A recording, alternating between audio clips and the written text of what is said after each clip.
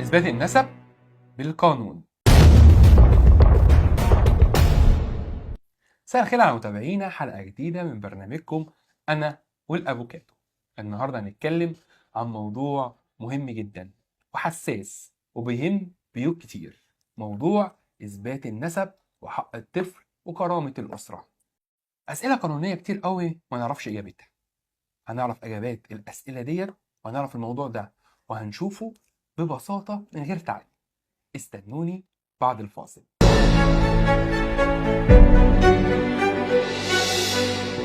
في بداية الحلقة حابب أرحب بسيادة المستشار راضي قاسم، محامي بالنقض، مستشار تحكيم دولي. أهلا وسهلا بيك. اهلا بيك يا فندم. اهلا بك يا أستاذ. نورتنا يا فندم. الله يخليك. في البداية يا سيادة المستشار، كنت حابب أسأل حضرتك يعني إيه أصلا قضية إثبات النسب وإمتى أعملها؟ والله يا فندم، النسب بصفة عامة هو إطار عام بيتعلق بالأسرة وبتماسكها وبترابطها، بينشأ عليه أساسا حقوق وواجبات. وإثبات النسب له علاقة جدا بصلة الدم والقرابة والمعايضة ما بين الأسرة وبعضها. إمتى أرفعه؟ بترفعه يا فندم الزوجة اللي هي متزوجة حامل عندما تتعرض لعملية الحمل، يعني لما يكون في عندها حمل بتلجأ إلى إثبات النسب. أو ولدت ومش عايز يثبت إن الطفل، او انجبت ولدت او وضعت المولود والاب مش مش عايز عايز يثبت. بالظبط. ايوه. طيب الحاجة التانية، طب أي ست تقدر ترفع القضية ديت ولا في شروط معينة؟ لا، هو اي ست بمعنى ان هي تكون في علاقه زوجيه، سواء زواج صحيح او زواج فاسد، يعني عشان نفهم مشاهدينا، قصد حضرتك لا إما جواز عرفي رسمي او أو عرفي. بالظبط. ايوه صح كده؟ بالظبط. رسمي ايوه عند مأذون أو ايوه، عرفي في ورقه بيكتبوها عند مع بعض محامي بينهم. والكلام ده. بالظبط يا فندم. لو الأب عمل تحليل دي إن إيه، ايوه. هل القاضي أو المحكمة كفيلة إن هي تحكم له؟ طبعا. كافي؟ كافي. ما- يعني هو طبعا كافي، ولا بيحتاج شهاده شهود معاه، يعني ما يحتاج شهود، بس هو في حد ذاته لو قام باجراء تحليل دي ان ايه، ده في حد ذاته كافي، لان هيثبت ان هو ابن من غير بقى شهود، من غير شهود، من غير من غير ايوه شهود، هو بالظبط. يعتبر خلاص عمل التحليل. بالظبط. ايوه واظن كان في قضيه شهيره. بالظبط. ايوه فندم. بالظبط. كان بنفس الكلام ده. الناس كلها عارفاها عارفاه. ومطلعه عليه. بالظبط. ايوه. تمام. بس ساعتها هو ما عملش التحليل دي ان ايه. صح. رفض يعمل التحليل رفض. وبناء عليه هو ده السؤال اللي كنت هساله لحضرتك. طب لو الاب رفض يعمل التحليل دي ان ايه، ده المحكمه بقى والقاضي يعملوا يا ايه؟ فندم ده يعتبر قرينة قوية جدا، عدم وصول الأب أو الزوج للتحليل دي إن إيه، ده قرينة قوية جدا على إن الولد أو المولود البنت ابن. بالظبط. دي بقى القضيه الشهيره. بالظبط. أيوه فندم. لكن هو ساعتها مش هو ما رضيش يعمل التحليل دي، لكن انا في السؤال اللي قبله كنت بقول لك لو هو عمل بالفعل. هو لو ما وافقش يعمل التحليل يا فندم دي إن إيه، ده يعتبر قرينة ضده تماما، إن هو إن فعلا هو ابني، إن المولود ده ابني. طيب لو الاب توفى اصلا آه. نقدر نرفع قضيه اثبات نسب ولا لا؟ بالظبط طبعا. نقدر. نقدر نرفعها على الورثة. الورث. بس المطلوب هنا بقى إيه؟ المطلوب هنا الخال او العم او الخاله او العمه يعملوا حاجه اسمها اقرار بالبينه، يجوا قدام القاضي ويقروا ان المولود ده فعلا او الولد ده فعلا كان من الوارث بتاعهم اللي توفى، سواء كان اخوهم او شقيق لهم او قريب لهم، يعني يكون طب لو ما حدش اعترف؟ لو ما حدش اعترف في الحاله ديت هتلجا المراه الى رفع اثبات النسب بالطرق اللي انا عايز اقولها لحضرتك، الثلاثه دول. اثبات النسب ده بيتم بثلاث طرق، يا اما اثبات النسب بالفراش، وده مصداقا لحديث رسول الله صلى الله عليه وسلم: الولد للفراش وللعاهر الحجر. تمام. او اثبات النسب عن طريق الوطء. وتقول الوطء ازاي؟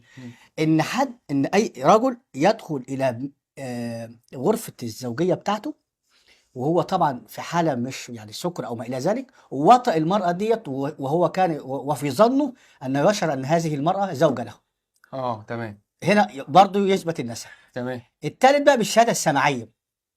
اجمع جمهور الفقهاء على ان الشهاده السمعيه، يعني ايه الشهاده السمعيه؟ يعني الناس فيما بينها تتداول حديث، تقول والله فلان الف زيد الف وب. وده السؤال بيحضرني ان لو بسأل حضرتك هل القاضي يقدر يسمع بشهادة شهود او كلام تليفونيا او رسائل او الكلام ده يقدر يحكم لها القاضي في قضية اثبات النسب؟ بالفعل يا فندم، بالفعل دي تعتبر قرائن. يعني مع التطور التكنولوجي العصر اللي احنا فيه، زمان ما كانش فيه تحليل دي ان ايه. يعني مع تطور العصر بقى في تحليل دي ان ايه. حاليا في تطور تكنولوجي السوشيال ميديا وما الى ذلك، يعني رسائل الواتساب والماسنجر والفيسبوك. دي طبعا يعتبر الادله. طبعا يا فندم، ده تعتبر دليل. طب لو حد متجوزه جواز عرفي، امم ينفع ترفع قضيه اثبات نسب؟ اه ينفع؟ طبعا طبعا. ازاي؟ هقول لحضرتك، ما احنا ثبتنا بقول اثبات النسب ايه. خلاص ما احنا قلنا اه دي. هي بقى تعمل ايه في الحاله ديت؟ امم بترفع دعوى اثبات علاقه زوجيه. تمام. يعني لو في عقد عرفي فقط لا غير، اه، اللي هي تثبت الجواز الاول. تثبت الزواج، ان امم في زواج تم، في زواج. وبعد دي بناء عليها تبدا ترفع اثبات النسب. ده لو حصل حمل. لو حصل حمل بقى. نفترض دلوقتي، هقول لك، مم. نفترض دلوقتي ان حد مثلا يعني امراه مثلا، او اتجوزت تمام. وما فيش حمل. تاخد اثبات العقد الشرعي لعقد لا، تعمل ايه بقى؟ ترفع دعوى اثبات علاقه زوجيه. اثبات علاقه زوجيه. ملازم. لكن مالكش بقى اثبات نسب عشان مش ما حامل. هو ما فيش حمل بقى. مفيش حمل. هي في الحاله ديت عايزه تثبت حقوق ليها برضو، خصوصا لما تكون مثلا، انا عاوز اقول لحضرتك على حاجه. الجواز العرفي ده منتشر في اوساط، مش اوساط الناس الغلابه والفقراء، مم. في اوساط الناس اللي مترفعه. جدا. يعني سماحه، هتلاقي مثلا واحد في منصب، ولا واحده مثلا في مكانه، فبيتجوزوا عرفي، وهو يكون متجوز قبلها واحده، هي مثلا عايزه تعمل علاقه زوجيه، عدى سن الزواج فعايزه تعمل علاقه زوجيه، او متجوزه ومطلقه، او ما الى ذلك، او عاوزه تفتخر باللي هتتجوزه عرفي ده، يكون في منصب ويكون في وما الى هو ذلك. انا ينفع ارفع قضيه اثبات النسب ومفيش جواز اصلا؟ لا، لازم يكون في زواج، يعني يكون زواج صحيح يا زواج فاسد. لا، هي مش متجوزه وانجبت. ليه بقى؟ هقول لك ليه بقى. الزنا هنا هيكون هنا زنا، مفيش زواج. ما دام مفيش زواج لا رسمي ولا عرفي، يبقى في زنا. تمام. الزنا هنا بقى ما يستفيدش الزاني بانتفاع حق النسب. ده الفقهاء اللي قالوا كده، مم. قال لك الزاني ده ما يستفيدش، لان النسب ده دي منفعه ما يستحقهاش، لانه هو ارتكب الزنا. يعني عايز تقول لحضرتك ان هي لو مفيش جواز اصلا وجايه ترفع قضيه اثبات نسب ما ينفعش. ما ينفعش. طبعا. لا تمام. يصح. تمام. وطيب، ايه، طب هل من وجهة نظرك ان قضية اثبات النسب سلاح قانوني ممكن يسيء استخدامه؟ اه طبعا. ازاي بقى؟ بمعنى، هقول لحضرتك على حاجه. دلوقتي ممكن حد يكون سيدة أو رجل يكون متزوج حد في منصب، تمام. فيعملوا عملية تشهير، تمام. عملية إساءة ليه. ما هو بص، الحقوق ديت يا أستاذ حسام، الحقوق دي ممكن يساء استخدامها. تمام. يساء استخدامها إمتى؟ لما ما تكونش في الطريق الصحيح بتاعها. طب ايه النصيحة اللي انت تقولها للمشاهدين؟ أنا أقول لأي بنت بصفة عامة، وأي رجل، ما هو أنا عاوز أقول لحضرتك على حاجة، ده علاقة زوجية بين رجل وامرأة. مم. يحاول دايما يخلي الزواج في الإطار الصحيح بتاعه. تمام. بمعنى إيه؟ انت ليه تضطر تتجوزي عرفي؟ تمام. ما هو انت ربنا، يعني على كتاب الله وسنة رسوله صلى الله عليه وسلم، احنا مجتمع اسلامي، مجتمع شرقي بيتميز بالعادات والتقاليد والمبادئ والقيم والمثل. احنا مش مجتمع غربي، او مجتمع أوروبي. او اوروبي، مجتمع فيه حاجات سلوكيات دخيله علينا كمجتمع شرقي او اسلامي يعني.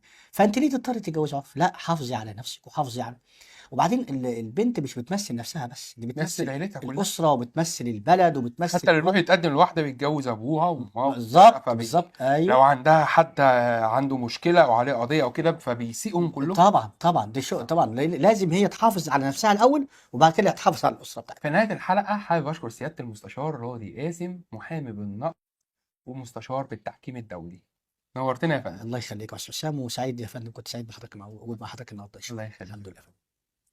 في نهاية الحلقة حابب أقول لمشاهدينا النهاردة كنا بنتكلم عن قضية إثبات النسب. حق الطفل ده مش قضية ورق، ده حق الطفل دوت مسؤولية كبيرة قدام ربنا وقدام القانون. بس مش حق طفلك، احنا دولة قانون، وكون على يقين ان الدولة هتجيب لك حقك، يعني هتجيبهولك. وبكده خلصت حلقتنا، واستنونا في حلقة جديدة في برنامجكم انا والافوكاتو على قناة قلب الحدث مع حسام حسن. سلام.